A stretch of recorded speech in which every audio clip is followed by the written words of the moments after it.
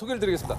투자자들에게 갓건영이라는 닉네임으로 불리는 글로벌 경제 분석의 1인자 오건영 컨설턴트입니다. 안녕하세요. 네, 안녕하세요. 반갑습니다. 아,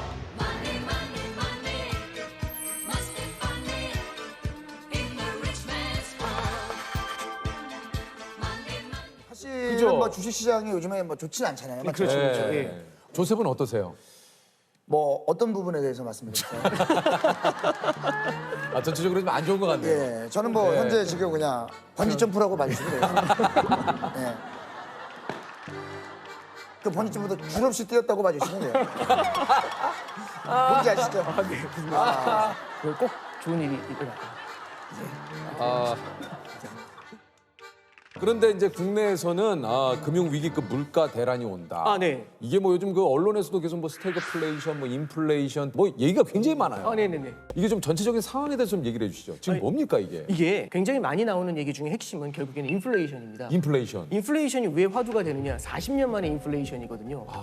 그러니까 사람들이 여태까지 만나지 못했던 괴물을 40년 만에 만나니까 너무 당혹스러운 거죠. 지금 이야기에 훅 네. 빠지는데 일단 인플레이션부터 좀 설명을 해주세요. 네, 인플레이션이요. 이게 뭐 저희가 알기로는 물가 상승이다 네, 알고 있는데 네. 인플레이션이 발생하면 어떤 일이 발생을 하는 거예요? 일단 첫 번째 딱 보시면 인플레이션이라는 건 우리가 이제 물가가 상승한다라고 해석할 수도 있지만 이걸 뒤집어 말하면 화폐 가치가 하락한다고 할 수도 있어요. 예를 들어서 맞다. 제가 갖고 있는 이 시계가 네. 예를 들어서 10,000원짜리다라고 한번 가정을 해볼게요. 네네네. 10,000원짜리인데 이게 10만 원이 되면 우리는 물가가 올랐다라고 하잖아요. 물가가 오르죠. 엄청나게 비싸졌으니까. 그렇죠. 근데 이거 뒤집어 말하면 원래는 10,000개의 원화가 있으면 이 시계를 살 수 있었는데 네네. 이제는 10만 개의 원화가 있어야 이 시계를 살 수 있죠. 화폐 가치가 떨어지는 그렇죠. 화폐 가치가 떨어졌다는 거죠. 네네네. 거죠. 야, 뭐 잠깐 들었지만 뭐 거의 뭐 똘똘이 박사님이에요. 똘똘이 박사님. 감사합니다. 예? 이게 10,000원이 있어요. 10만 원이 되면 어떻게 됐어요? 야, 굉장히 그 보시는 시청자 여러분들께서도 아주 쉽게 굉장히 또 설득력 있게 이야기를. 그렇죠. 정말 쉽게 설명해 주셨어요. 근데 이제 여기서 네. 이게 화폐 가치가 너무 빠르게 하락을 했을 때 나타나는 가장 큰 문제점 중에 하나가 이 인플레이션은 소리 없는 도둑이에요. 소리 없는 도둑. 예를 들어서 제가 주머니에 현찰로 100만 원을 꽂고 다니면 네. 와 이거 많이 갖고 다니는 거잖아요. 그렇죠. 돈 많은 거잖아요. 많은 거죠. 근데 문제는 뭐냐면 인플레이션이 거대하게 찾아와가지고 과자 한 봉지가 100만 원이 되는 겁니다. 그러면 아무 말도 없었는데 제 100만 원의 가치가 확 떨어지 조각이 돼버리는 네. 거잖아요. 이게 뭐지? 이 느낌이 되는 거잖아요. 그래서 결국에는 현금을 버는 근로자들의 어떤 생활 환경 이런 것들이 굉장히 어려워질 수 있고요. 요즘 이거에 더불어서 스태그플레이션이라는 얘기가 나옵니다. 이게 이거는 뭡니까? 이제 스태그플레이션이라는 게 뭐냐면은 보통 이제 국가 경제가 성장을 하면 네. 사람들이 돈을 많이 버니까 소득이 생기잖아요. 네. 그럼 이제 수요가 늘어나요. 물건을 막 사요. 그럼 물가가 올라요. 네. 그러면 성장이 나오면 물가가 올라요. 보통. 네, 근데 그쵸. 이러다가 물가가 너무 많이 오르고 하면은 성장이 박살나거든요. 돈이 없어 이러면서 그럼 이제 성장이 위축이 돼요. 그럼 소비가 줄어들고 수요가 줄어드니까 물가가 내려가겠죠. 예, 그렇죠. 그러면 우리가 짝을 지으면은 성장이 좋아지면 물가가 올라요. 그렇죠. 성장이 떨어지면 물가가 떨어져요. 네. 이렇게 페어가 딱 잡히는데 이게 지금 말씀하신 게 인플레이션이고 저게 그렇죠. 디플레이션이죠. 이게 인플레이션, 이게 디플레이션. 디플레이션. 그렇죠. 근데 네. 이게 이상하게 엇박자가 나면은 이런 일이 벌어져요. 성장이 둔화가 되는데 물가가 뛰어요. 이걸 스태그플레이션이라고 해요. 성장이 둔화가 되는데 물가가 오르고 있죠. 화폐 가치가 하락을 하는데 성장을 바라보면서 돈의 공급을 늘리면 그 화폐 가치가 하락하는데 돈의 공급이 늘어나면 잠깐만요. 지금 어느 순간도 어디서 놓쳤어요? 솔직하게 얘기해. 어디서 놓쳤어? 솔직히 솔직하게 얘기해. 성장에서 놓쳤어요. 성장. 성장. 성장이 어디 성장이면 스태그플레이션. 스태그플레이션. 어디서부터? 솔직히 플레이스테이션 하고 싶어요. 너무 보내. 지금 죄송해요. 죄송합니다. 앞에까지 좋았는데 똘똘 박사님. 지금 사실 여기서 제가- 못 쫓아왔어요. 어디서 가냐면 이거 어려웠어요. 스태그플레이션이 좀 어려웠어요. 스테이크 들어가면서 미국 속으로 그러니까 빠졌어. 미국 속으로. 요게 간단하게 얘기하면 이제 그 물가가 상승하는데 경기가 침체되는 어떻게 보면 최악의 상황 그렇죠, 아닙니까? 그렇죠. 예. 이렇게 간단하게 정리하면 예, 그렇습니다. 그렇게 가시죠. 오히려 좀 쉬웠어요. 쉬었죠. 네, 쉬었어요. 쉬었어요. 아니 이제 최근에 금리가 많이 올랐습니다. 네. 인플레이션이 물가 상승을 뜻하는데 그래서 요즘 금리가 오르는 겁니까? 네, 그렇습니다. 이게 이제 잘 예. 보시면은 인플레이션 자체를 갖다가 그냥 놔두면 별로 안 좋은 게 이런 문제가 생겨요. 예를 들어서 지금 은행에서 금리를 1년에 2%를 드려요. 네. 와, 이게 너무 적게 주잖아요. 근데 금리를 한 4% 정도 드려보죠. 그럼 이게 2배잖아요. 오 이거 대박이다 이렇게 은행으로 가야죠. 그렇죠, 은행으로 가야죠. 근데 문제는 뭐냐면 만약 물가가 10%씩 오르면 그럼 이 정기예금 하면 안 되잖아요. 안 되죠. 그렇죠. 정기예금을 안 하고 물건을 사야겠죠. 그렇죠. 물건 언제까지 사야 되냐면 물가가 오르기 전에 사야 되겠죠. 그러면 미래에 살 걸 현재로 땡겨가지고 더 사요. 그러면 지금도 물가가 이렇게 심각하게 높은데 빵 터지면서 인플레이션이 훨씬 더 심각해지겠죠. 이게 이제 가장 큰 문제가 돼요. 그래서 이런 걸 해결하는 방법은 뭐냐면 4% 앞에다 일자를 붙이면 14가 되죠. 네, 그러면 이제 이쪽으로 안 넘어가겠죠. 그렇죠, 물건 그렇죠. 살려고. 그래서 기본적인 컨셉은 뭐냐면은 물가가 너무 세게 올라가면 이 세게 올라가는 물가를 제압하기 위해서 금리를 끌어올리는. 그래서 요즘 보면은 한국은행에서 기준금리를 인상한다. 이런 얘기가 나오는 이유가 이제 이런 데 있는 겁니다. 요거 한번 좀 본격적으로 한번 여쭤보도록 하겠습니다. 주식 이야기를 안 할 수가 없어요. 사실 지금 예. 약간 이제 금리 이야기나 이런 거 할 때 또 이렇게 계셨다가 주식 이야기 나도 모르게 그렇게 된다니까. 전문가님이 종목을 알려드리는 게 아니에요. 네, 종목을 알려드리는 게 근데 아닙니다. 그만큼 네. 다시 또 이야기에 또 쫑긋 이게 어쩔 수 없거든요.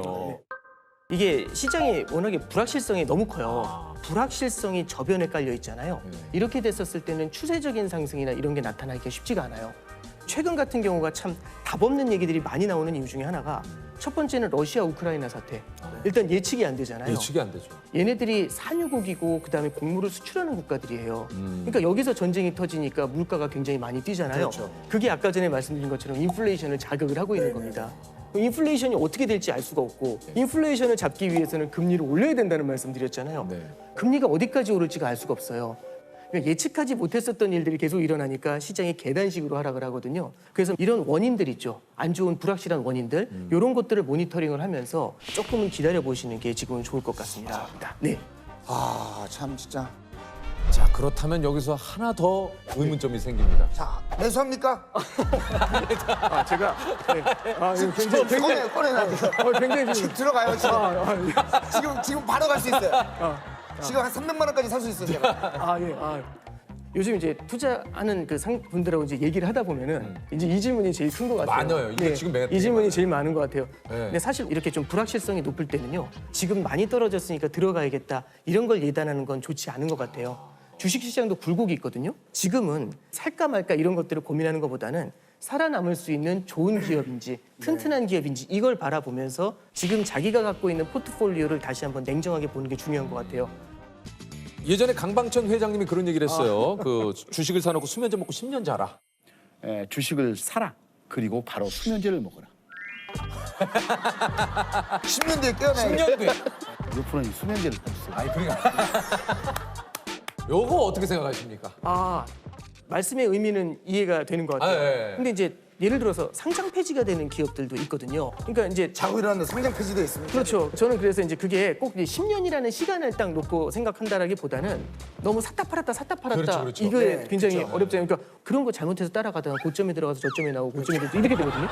왜 우리는 그럴까? 저점에 들어가서 고점에 나오는 게 아니고 고점에 들어가서 저점에 나올까? 그러니까 올라갈 때 산 순간 내려가잖아요. 예. 그래서 이제 너무 마켓 타이밍을 따라가는 것보다는 좋은 기업이라는 확신이 있다면 그걸 사고서 진짜 장맛이 날 때까지 기다려라. 그렇죠. 그런 컨셉에서 말씀하셨을 겁니다. 그래서 좀 뭔가 좀 기다릴 필요가 있는 거잖아요. 네. 프로그램도 잘 되려면 어느 정도 좀 기간이 필요한데 그렇죠. 바로 어떤 흥망성쇠를 원하면 그건 안 되는 그렇죠. 거죠. 예. 흥망선쇠를 원하면 다 거기 포함이 돼 있는 건데. 네. 흥하고 망하고. 그러니까 이제 너무 흥하기만 해요. 죄송합니다. 좀 잘못 무조건 오늘 이 단어는 써야겠다고 생각했는데 잘못 썼어요. 이 단어를 무조건 써야겠다고 생각을 했어요. 아니 우리가 이제 사실 분산 투자를 좀 얘기를 하는데 이거 좀 분산 투자를 좀 어떻게 해야 되는 건지 한번 네네. 좀 여쭤봐도 됩니까? 이게 첫 번째는 분산 투자하라고 하니까 그러면 종목 2개 사라고 이거잖아요. 한 개 사지 않고 2개. 근데 이 2개를 살 때 보면은 예를 들어서 이제 은행을 산 다음에 금융지주를 산 다음에 똑같은 은행주를 사요. 이런 건 사실 분산 투자라고 하기 어려워요. 그래서 약간 다른 움직임을 가져가는 좀 그렇죠. 업종의 차이를 가져가는 그걸 뭐라고 하냐면 섹터 분산이라고 얘기를 합니다. 예. 그래서 첫 번째는 섹터 분산인데 문제는 뭐냐면 주식시장 전체가 흔들릴 때는 모든 업종이 다 떨어져요. 다 의미가 없죠. 그러면 이제 분산 투자의 의미가 상당히 퇴색이 될 수 그렇죠. 있거든요. 그래서 두 번째는 자산 분산이라는 걸 해야 됩니다. 그 자산에는 주식이랑 안전자산인 채권 이거를 분산 투자하는 걸 자산 분산이라고 합니다. 근데 주식과 채권이 또 동시에 깨지는 때가 있어요. 그게 올해 같은 케이스예요.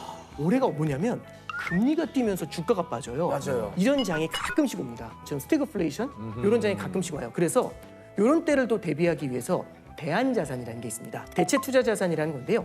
이 대체 투자 자산에는 뭐가 들어가냐면 원자재 투자라든지 금 이런 것들이 이제 들어가게 되죠. 그러면 예를 들어서 네. 유재석이라고 하는 회사가 있고 네. 조세호라고 하는 회사가 있다. 아 예. 100%라는 돈이 있어요. 네. 분산 투자를 한다면 몇 아, 예. 프로씩 이렇게 좀. 굉장히 날카로운 질문이신데. 궁금합니다. 굉장히 이제 아, 예를 들어서 그렇구나. 이제 좋은 것과 나쁜 것의 기준으로는 60대 40. 좋아지는 것과 나빠지는 것으로 한다면은 40대 60. 뭐 이렇게 다양한 포트폴리오를 구사할 수 있겠죠. 그리고 제 투자 성향이 중요한 것도 있는 거죠. 성향에 따라. 그렇죠. 제 투자 성향. 예를 들어서 제가 이제 모험심, 공격적인 걸 좋아한다. 그럼 이제 이 공격적인 거, 예, 공격적 투자. 예. 그리고 이제 안정적으로 꾸준한 하겠다. 상승. 그럼 이제 이렇게 안정적 투자. 예, 이런 것들을 좀 나눠가는 그런 전략들을 쓰겠죠. 그러니까 이게 참 어려워요. 그렇죠. 제가 봤을 때 재석이 형은 약간 잔잔하지만 쫙쫙. 그렇죠. 근데 저는 이제 막 갑자기 올라갔다가 막 그런 겁니까? 뭐 꼭 그렇게 말씀드리는 것도 아니, 너무 아니 근데 괜찮습니다. 편안하게 좀. 아. 저도 왜냐면 제 포지션이 어느 정도인지를 알아야 이 네네네. 준비를 하는데. 네. 제 생각엔 진짜 딱 이 느낌이 영원한 루키이자 한 번 터뜨릴 때 굉장히 크게 터뜨리시는 그런 스타일이신 것 하지만 같아요. 좀 위험이 있는. 그게 이미 탄탄한 입지를 확보하신 예, 그런 케이스가 아니신가 싶습니다. 예, 이렇게 유키즈에 불러주신 것만으로 감사드려요. 지금 제가 봤는데 대충 얼버무리시고 나온 것 같은데. 쓱 빠져나가셨어요. 굉장히 갑자기 당황했어요, 이렇게 지금. 유퀴즈에 불러주셔서 감사합니다로 잘 빠져나온 것 같아요. 예. 조셉도 원하는 답을 못 얻었고 네네네. 우리 투자 선생님도 한껏 진땀만 흘리다가 약간 나오잖아요. 뭐